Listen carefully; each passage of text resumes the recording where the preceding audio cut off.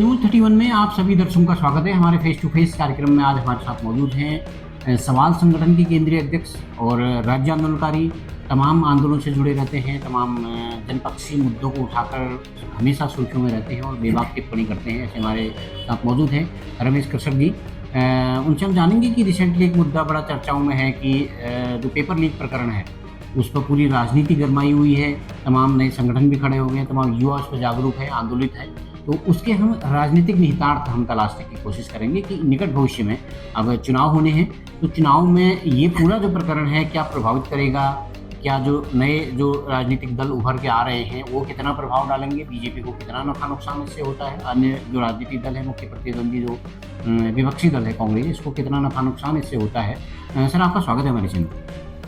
धन्यवाद। आपके सभी दर्शकों का नमन, आपको धन्यवाद। Thank you. सर, जो पेपर लीक प्रकरण हम अभी देख रहे हैं वो पूरा उत्तराखंड आंदोलित है, युवा इसमें आंदोलित है, तो इसके जो राजनीतिक निहितार्थ हैं इसको आप कैसे देखते हैं, पूरे इस प्रकरण को देखते हैं? वो प्रकरण तो है ही है जो सिस्टम का फेल्योर है, पर्चा लीक होता है, यूपी SSS की गलतियाँ हैं, गणेश मर्तुलिया जी पर आपने पिछली बार टिप्पणी की थी। तो हम आज बात करेंगे थोड़े राजनीतिक निहितार्थ पर, कैसे आप इस पूरे प्रकरण को देखते हैं? इस घटना को अगर आप राजनीतिक चश्मे से देखना चाहते हैं तो आपको सबसे पहले दो घटनाओं को बहुत बारीक देखना होगा।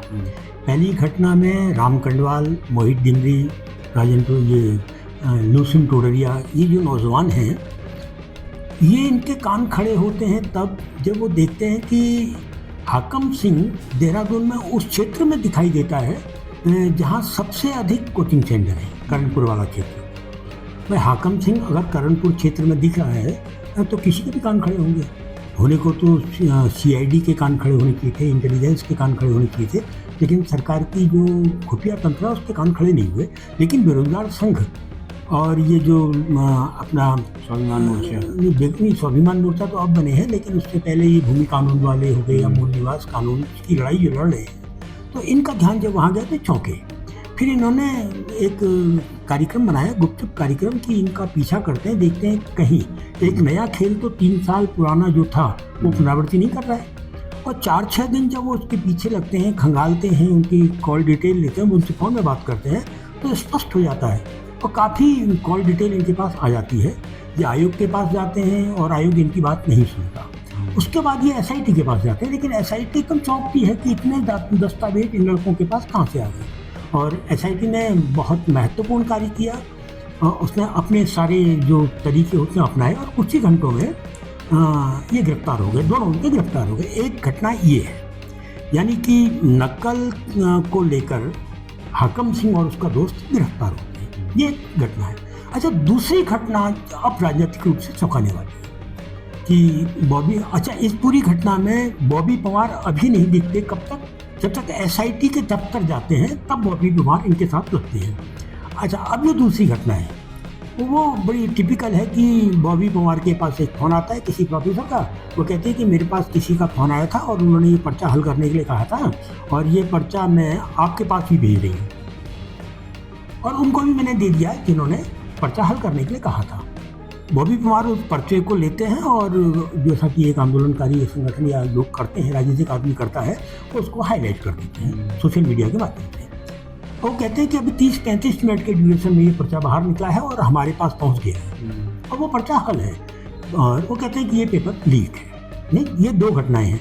अब ये जो दूसरी घटना है उसमें उस प्रोफेसर तक वो व्यक्ति पहुंचता जो जाति से ऐसे उस धर्म का है जिस धर्म को लेकर, जो धर्म हमेशा भारतीय जनता पार्टी के रडार में रहता है, एक मुस्लिम जो सरकारी नौकरी में कहीं टेम्परेरी है या परमानेंट है। और फिर ये बताया जाता है लोगों को कि साहब वो मुस्लिम इसलिए जानता है इस प्रोफेसर को क्योंकि इस प्रोफेसर का कोई नज़दीकी ठेकेदारी का काम करता है और इसलिए इन दोनों के बीच में अच्छे संबंध हो गए। यानी कि सरकार ने पूरी नज़र रखी हुई है। एक राजनीतिक तरीके से चीज़ें सामने आती हैं कि साहब एक ऐसा माहौल बना दिया जाए कि एक कमरे से पर्चा बाहर आए।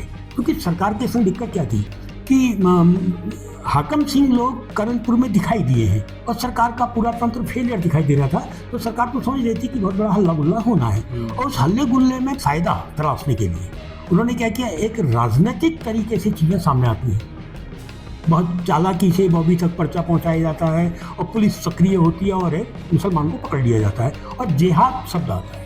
तो जैसे ही जिहाद शब्द आया तो शायद धर्मी जी को भी उम्मीद नहीं थी कि इस बार उनका जिहाद बोलना उनके खिलाफ चला जाएगा, ये राजनीतिक तरीके से।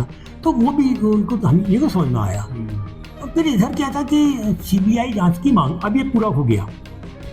इधर गणेश ने सामने आकर जो बयान दिया वो सरकार को पूरी तरीके से फंसा गया। गणेश ने कहा नहीं, वो 3 पर्चे बाहर निकले हैं और इसको लीक नहीं है, मतलब पंचर नहीं है, 3 पर्चे बाहर निकले हैं। तो उसने साबित कर दिया कि हाँ, जो आरोप है वो सत्य है कि पर्चा बाहर आया, बाहर आने के बाद हल हुआ, फिर अंदर गया और वही एक पर्चा बॉबी कुमार के पास। यानी इस पूरे प्रकरण को भी, जो लीक होने के प्रकरण को भी आप राजनीतिक तौर पर देख रहे हैं कि मतलब इसमें भी कहीं ना कहीं साजिश है, मतलब साजिश बाहर किया गया बहुत ही तरीके से प्लानिंग। अब इसमें जो पहली घटना है जिसमें हाकम गिरफ्तार होता अपने दोस्त के साथ, उसमें मुझे कहीं साजिश में षड्यंत्र या एक प्लानिंग दिखाई नहीं देती। लेकिन अब सरकार को जवाब तो देना ही था, आपका खुफिया तंत्र क्या कर रहा था।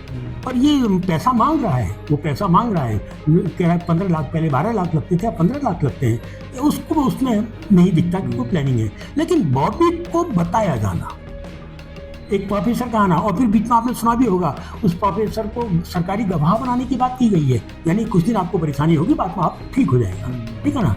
तो ये खेल तो सीधे सीधे इस बात कह रहे कि योजनाबद्ध तरीके से। देखिए, राजनीति में आपको एक चीज माननी पड़ेगी कि अगर आप सोचते हैं कि चीनी में जो स्वाद होता है वो दिखाई दे, नमक में जो स्वाद होता है दिखाई दे, तो राजनीति में आपको अनुभव करना होता है। घटनाक्रमों को अगर आप अनुभव कर सकते हैं तो आपकी समझ में आ जाएगा कि कौन खेल है और कौन एक घटना है। अच्छा, एक ये पूरा जो आंदोलन उत्तराखंड में युवाओं का चला, इसको पूरी तरीके से लीड जो है बॉबी पवार कर रहे हैं, मतलब फ्रंट में जो है हमको बॉबी पवार देखते हैं। आज की तारीख में बॉबी पवार अब एक बेरोजगार संगठन के अध्यक्ष नहीं है, राजनीतिक महत्वाकांक्षा वाला व्यक्ति है। वो एक दो चुनाव भी लड़ चुके हैं और अन्य चुनाव में भी वो सक्रिय रहते हैं। तो उनकी जो उनका उत्तराखंड स्वाभिमान मोर्चा है वो भी बीच में आता है, उसके पेज के जरिए भी सामने आते हैं। तो आपको क्या लगता है कि मतलब इस आंदोलन के जरिए उनकी महत्वाकांक्षा आगे है या फिर किसी जो सरकार में जो बैठी जो बीजेपी है उसकी कोई योजना है कि एक थर्ड फ्रंट ऊपर उभर के सामने आए? आप कैसे देखते हैं? देखो, सीधा सा बॉबी पवार निकाय चुनाव में सक्रिय थे, बॉबी पवार केदारनाथ चुनाव में सक्रिय थे। उसके बाद निकाय चुनाव के बाद बकायदा लोकसभा में भी वो तो लोकसभा तो खुद चुनाव लड़े, लोकसभा तो खुद चुनाव लड़े, बहुत अच्छा वोट उन्होंने प्राप्त किया है। अच्छा, उसके बाद स्वाभिमान मोर्चे का गठन होगा, 3 संगठन, 3 आंदोलन, एक बेरोजगार आंदोलन, दूसरा मूल निवास आंदोलन, तीसरा भू कानून आंदोलन। ये तीनों आंदोलन संगठित होकर स्वाभिमान मोर्चा बनता है। स्वाभिमान मोर्चा सीधे चुनाव में भागीदारी का एक प्रयास है। तो बॉबी पवार तो राजनीतिक रूप से चुनाव की राजनीति में सक्रिय है। मुंशियारी वो आए थे कब? निकाय चुनाव में, तो उसका प्रभाव भी वो डाल के गए थे। पंचायत चुनाव में आपने देखा कि स्वाभिमान मोर्चे का कार्यकर्ता सामा क्षेत्र से चुनाव जीता। वो अलग बात है कि वो जीतने के बाद उन्होंने, अब देखिए यहाँ क्रोनोलॉजी देखिए, सामा क्षेत्र से स्वाभिमान मोर्चा का कार्यकर्ता अपने कैंडिडेट को निकाल के लाता है और समर्थन किसको देता है? भारतीय जनता पार्टी को, ठीक है ना। और यहाँ और वहाँ पर सरकार बनाता है। इधर अब जो आपने आंदोलन की बात करी कि ये राजनीतिक रूप से आंदोलन, बिल्कुल है।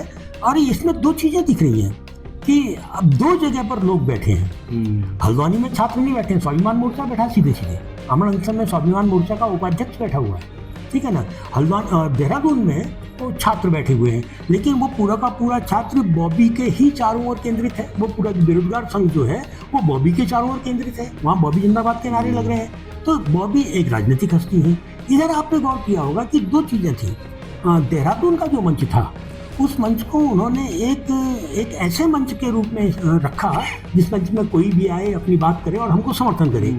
और इधर जो हल्द्वानी का जो मंच था, देहरादून के मंच में सीधे पुलिस हस्तक्षेप नहीं कर सकती थी, क्योंकि वहाँ परिपक्व लोग थे और वो जानते थे कि हमें ऐसा क्या करना है कि सीधे पुलिस अपना डंडा लेकर अंदर प्रवेश ना करे।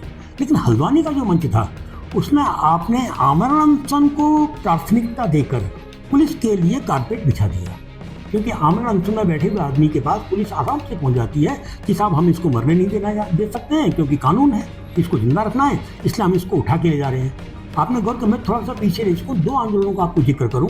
अन्ना आंदोलन, अन्ना आंदोलन में क्या था, भ्रष्टाचार के खिलाफ आंदोलन था और लोकपाल की नियुक्ति का आंदोलन था। मांगे ये थी। जैसे ही अन्ना साहब आमरण अनशन में बैठे तो मांगे पीछे हो गई और अन्ना का आमरण अनशन आगे हो गया। अन्ना हीरो की तरह मानने लगे और मुद्दे पीछे हो गए। ऐसा ही हम, आपको याद होगा, आप बच्चे रहे होंगे तब, मुझे याद है कि तब तुमने अखबार के साथ जुड़ चुके थे। टिहरी में आंदोलन चल रहा था। टिहरी के आंदोलन के दौरान बड़ा दौरता ये था कि हम आंदोलन जीतने की स्थिति में थे। अचानक बहुआ जी को याद आया और वो अनशन में बैठ गए, आमरण अनशन में बैठ गए। भूख हड़ताल को अनशन कहते थे, बैठ गए। अब हुआ क्या, टिहरी डैम का जो मुद्दा था वो दूसरे नंबर पर चला गया, पहले नंबर पर बहुआ जी और उनका अनशन आ गया। तो अनशन जो है आंदोलन को कमजोर कर, आमरण अनशन आंदोलन को कमजोर करता है। तो देहरादून में जो था वो एक आंदोलन चल रहा था और उसका ही असर था कि उत्तरकाशी, हरिद्वार, उत्तरकाशी या फिर पिथौरागढ़ या चंपावत या रुद्रप्रयाग या पूरे पहाड़ में वो फैल रहा था धीरे धीरे। इधर आपने क्या किया, आमरण अनशन करके आंदोलन में व्यक्ति को प्रमुख बना दिया। अनशन में फिर व्यक्ति प्रमुख हो जाता है और मांग दूसरी हो जाती है। तो ये जो दो तरीके थे वो दोनों प्रयोग थे। वहाँ प्रयोग वो था और यहाँ प्रयोग ये था, और दोनों प्रयोग राजनीति में स्थापित होने के प्रयोग थे और राजनीति को अपने कब्जे में लेने के प्रयोग थे। और जोरदार ये है, सरकार इन प्रयोगों को होने दे रही थी। क्यों होने दे रही थी?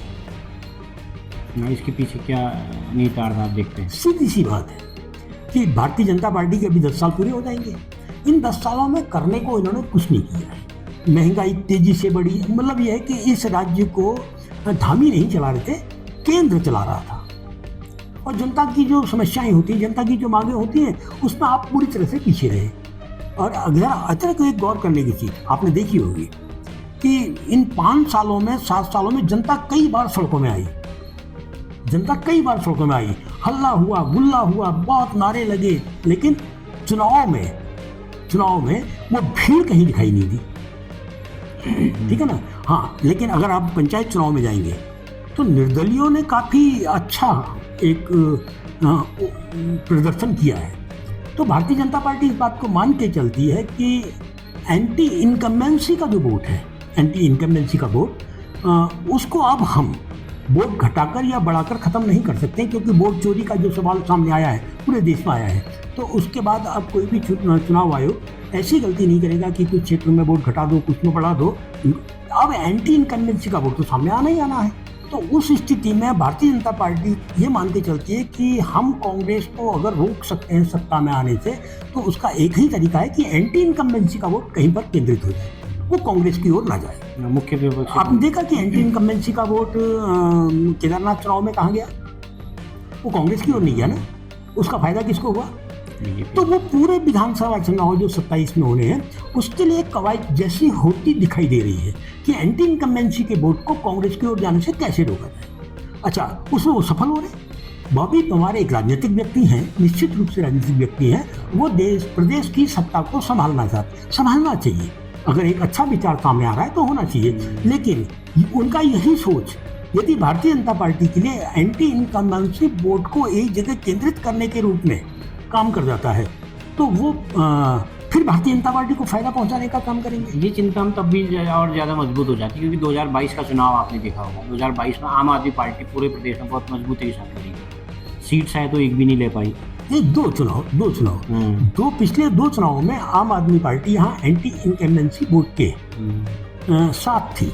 बागेश्वर के जिले को ले लीजिए, आप बाहर ले जाते हैं, कपकोट में 4,500 वोट करीब आम आदमी पार्टी लाई थी और बागेश्वर में 10,000 करीब वोट आम आदमी पार्टी लाई थी, और यही वोट भारतीय जनता पार्टी को जिता रहा था। अगर पूरे उत्तराखंड में देखेंगे तो आम आदमी पार्टी भारतीय जनता पार्टी के लिए एक लाभ का सौदा थी। और आपने देखा आम आदमी पार्टी की पूरी टीम आज कहाँ खड़ी है?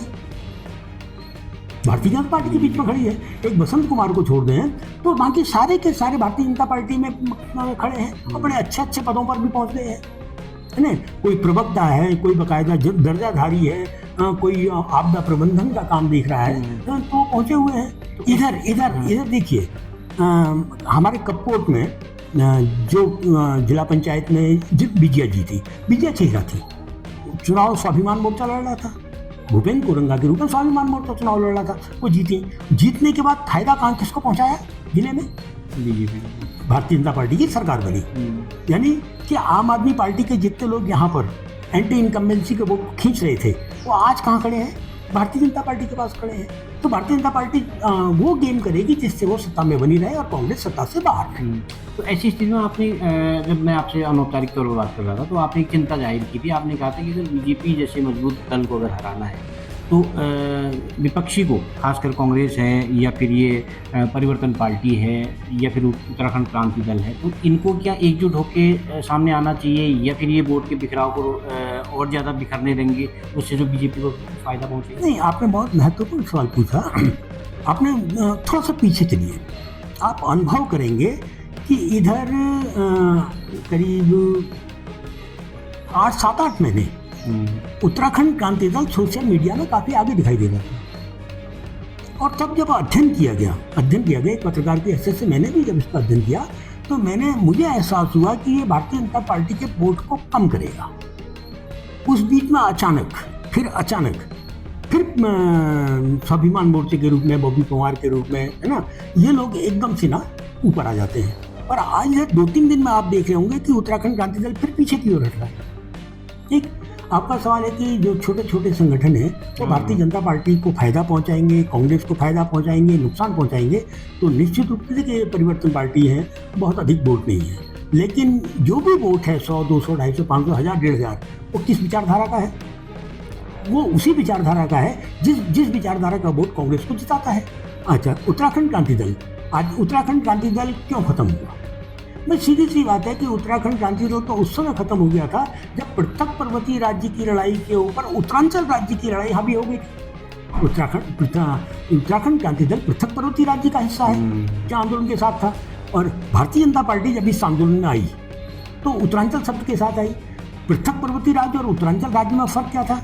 उत्तरांचल जो था वो एक छोटी उत्तर प्रदेश की शक्ल में था, जिसको जनता समझ नहीं पाई। जनता आंदोलन में जिंदाबाद मुर्दाबाद में रही और यूकेडी जनता को ये नहीं समझा पाई कि भारतीय जनता पार्टी का जो उत्तरांचल है वो आपको छोटी उत्तर प्रदेश देता है, ना कि उत्तराखंड पृथक पर्वतीय राज्य। और आपको क्या मिला? आपको तो छोटी उत्तर प्रदेश मिला है ना, पृथक पर्वतीय राज्य तो अभी भी नहीं मिला। ऐसी स्थिति में जब जनता को लगा कि उत्तराखंड क्रांति दल जब अपने शत्रु को नहीं हरा पाई, उसको नहीं रोक पाई, उसके विचार के साथ खुद जुड़ गई, तो उत्तराखंड क्रांति दल को जनता ने पीछे कर दिया कि आप लड़ते रहिए लेकिन आपको हम सत्ता नहीं दे सकती। और देखिए, चौंकने वाली बात, अब गौर से देखिएगा, जब पहला चुनाव हुआ उत्तराखंड में तो कौन आया सरकार में? कांग्रेस आई ना। वही कांग्रेस आई जो कांग्रेस राज्य की धुर विरोधी थी। लेकिन वही कांग्रेस है जिस कांग्रेस के प्रधानमंत्री ने लाल किले की प्राचीर से उत्तराखंड राज्य की मांग को स्वीकार किया था, नरसिम्हा राव। ठीक, लेकिन कांग्रेस कभी भी नरसिम्हा राव द्वारा प्रचार की इस उपलब्धि को इस्तेमाल नहीं कर पाई। और जनता ने कांग्रेस को क्यों लाई? क्योंकि जनता इस बात को समझ चुकी थी कि भारतीय जनता पार्टी की कृपा से हमको उत्तराखंड पृथक पर्वतीय राज्य नहीं मिला है, हमको क्या मिला है? छोटी उत्तर प्रदेश। और जनता ये भी समझ चुकी थी कि उत्तराखंड क्रांति दल अगर चाहता तो भाजपा को रोक सकता था। इसलिए जनता ने पहली चुनी हुई सरकार किसको दी? कांग्रेस को दी। तो उत्तराखंड की जनता पर भरोसा करो, वो सब निपट लेती है। लेकिन आज की तारीख में जो स्थितियां प्रदेश की हैं उसमें एंटी इनकम्बेंसी का वोट बहुत महत्वपूर्ण वोट है। और जो आपने कहा कि कांग्रेस का जो आपने कहा लाभ हानि, तो कांग्रेस के बारे में एक बात मैं आपको बता दूं कि कांग्रेस में सबसे बड़ा नाम हरीश रावत है। हरीश रावत किसी को चुनाव जिता नहीं सकते हैं, लेकिन हरीश रावत किसी को भी अपनी पार्टी का टिकट दिला सकते हैं, इसलिए वो एक बड़े नेता हैं। अब क्योंकि हरीश रावत किसी को भी टिकट दिला सकते हैं, वही एक कारण है कि लगातार आप चुनाव लोकसभा 2 बार हार चुके हैं। यशपाल आर्या के समय पर, जब यशपाल आर्या प्रदेश अध्यक्ष थे, तो आप लोकसभा का चुनाव जीते थे, विधानसभा आप चुनाव जीते थे। ठीक, और उसके बाद आप लगातार विधानसभा हार रहे हैं, लगातार लोकसभा हार रहे हैं। आपने देखा इतनी बड़ी भीड़ सड़कों में थी, लेकिन नगर पंचायतों में आप कहीं नहीं है, जिला पंचायतों में आप बहुत पीछे हैं, ग्राम पंचायतों में आप बहुत पीछे हैं। कारण कि आप चुनाव जिताने की राजनीति नहीं कर रहे हैं, सिर्फ टिकट दिलाने की राजनीति कर रहे हैं। और जब तक कांग्रेस के अंदर ये रहेगा, एक नेता उसके चारों ओर वो लोग हैं जो चाहते हैं टिकट मिल जाए, जीत हार नहीं है। और हरीश रावत जी जानते हैं कि जब तक वो हैं तब तक कांग्रेस रहे न रहे, लेकिन कांग्रेस के अंदर उनकी अपनी एक एम्पायर है। तो जब तक उनकी अपनी एक एम्पायर है तब तक कोई बड़े नेता तो ही है। और यही एक वजह है कि कांग्रेस लगातार हार रही है। अच्छा, अच्छा, जब हम ये इंटरव्यू शूट कर रहे हैं तो उस वक्त एक सूचना हमारे पास ये भी आ गई है कि उत्तराखंड सरकार ने, पुष्कर सिंह धामी मुख्यमंत्री जी ने इसको जो है सीबीआई जांच के आदेश भी कर दिए, जो बहुत बड़ी डिमांड थी वो मान ली है। अब संभवतः ये भी हो सकता है कि ये एग्ज़ाम भी कैंसिल हो जाए। तो इसको आप कितना बड़ा मास्टर स्ट्रोक मानते हैं? क्योंकि जिस तरह से बीजेपी प्रचारित करती है कि ये बहुत बड़ा मास्टर स्ट्रोक हो गया, और जो है इससे कौन मजबूत हुआ है? क्या बॉबी पवार इससे मजबूत हुए हैं या इससे पुष्कर धामी ज़्यादा मजबूत हुए? कल आपसे मेरी जब बात चल रही थी तो मैंने आपसे कहा था कि कल शाम तक ये आंदोलन समाप्त हो जाएगा, क्योंकि चीज़ें दिख रही थी। मैंने कहा ना, ये चीज़ें राजनीति का अनुभव होता है। मुझे पूरा विश्वास था कि एक 24 घंटे के अंदर ही आंदोलन समाप्त हो जाएगा। सीबीआई जांच की मांग नौजवानों की है, आंदोलन की है, और सरकार ने उसको मान लिया। इससे सरकार को क्या नुकसान हुआ? कुछ नहीं। और फायदा क्या हुआ? जो गले की हड्डी बनी थी एक एग्जाम, वो बाहर हो गया, वो निपट गया ना। अब वो अच्छा जहाँ तक रहा है, अब ये एग्जाम रहेगा नहीं रहेगा? भाई जब सीबीआई जांच हो रही है, और किसकी हो रही है? पेपर लीक की है, तो जब तक तो आप इसका रिजल्ट भी नहीं निकाल सकते। और सीबीआई जांच अगर ईमानदारी से, और सीबीआई लंबा टाइम लेगी, और सीबीआई जांच अगर ईमानदारी से हो गई और आंदोलन अगर सुप्रीम कोर्ट को अपने पक्ष में ला सका कि साहब सुप्रीम कोर्ट आदेश कर दे कि ये जांच जो है प्रति घंटे प्रति माह जितनी भी अब तरक्की हमको आप देंगे, तो निश्चित रूप से जांच की बेईमानी संभव नहीं है। और लंबा खींचेगी जांच, लंबा खींचेगी, और तब तक ना तो कोई नियुक्तियाँ होंगी। मतलब वही 27 आने तक वो कहेंगे साहब मामला सीबीआई के पास है, अब हम नियुक्तियाँ भी नहीं दे सकते हैं, हम आपको कुछ दे भी नहीं सकते हैं। ठंडक होगा। चलिए, बहुत बहुत धन्यवाद सर, पूरे व्यस्त समय में बातचीत के लिए वक्त निकालने के लिए। बहुत बहुत धन्यवाद आपका, जो एक जरूरी मुद्दे पर जो आज की तारीख में उत्तराखंड के समाज को एक दिशा देता है। क्योंकि सबसे बड़ी चीज़ क्या है कि सरकार अगर बननी है वो जनता ने बनानी है। अगर जनता की समझ में चीज़ें आ जाएं, और जनता को सिर्फ इतना समझना आ जाए कि भारतीय जनता पार्टी सत्ता में बने रहने के लिए आपके वोट को, आपके गुस्से को भी उस जगह जाने से रोक सकती है जहाँ जाके नई सरकार बन सकती है, तो फिर जनता कुछ भी फैसला कर सकती है। चलिए, थैंक यू सर। तो आप ही हमारे साथ राज्य आंदोलनकारी और सवाल संगठन के केंद्रीय अध्यक्ष रमेश कश्यप जी, जिनका स्पष्ट मानना है कि वो पूरे इस प्रकरण में ही पूरी राजनीति देखते हैं और सरकार की इसमें भागीदारी देखते हैं। उनका मानना है कि पेपर लीक होना भी राजनीतिक है, फिर आंदोलन का खड़ा होना, फिर अचानक कुछ दिनों बाद ही पूरे प्रदेश में जब आंदोलन खड़ा हो जाता है तो उसकी सीबीआई की जांच की घोषणा कर देना, ये पूरा इसके राजनीतिक निहितार्थ है। उनको लगता है कि थर्ड फ्रंट को खड़े करने की बीजेपी की एक बहुत बड़ी कोशिश है, जिसमें संभवतः वो कामयाब हुई होगी, और कामयाब हुई है या नहीं हुई वो तो जनता बताएगी, बाद में 2027 में परिणाम बता देगा। तो इनका मानना है कि जो एंटी इनकम्बेंसी वोट है, सरकार विरोधी जो वोट होगा 2027 में, वो किसी एक थर्ड फ्रंट को चले जाए, कांग्रेस को न जाए, इसमें एक राजनीतिक निहितार्थ ही उसको देखते हैं। तो इसी तरह की खबरें जानने और देखने के लिए आप देखते रहिए।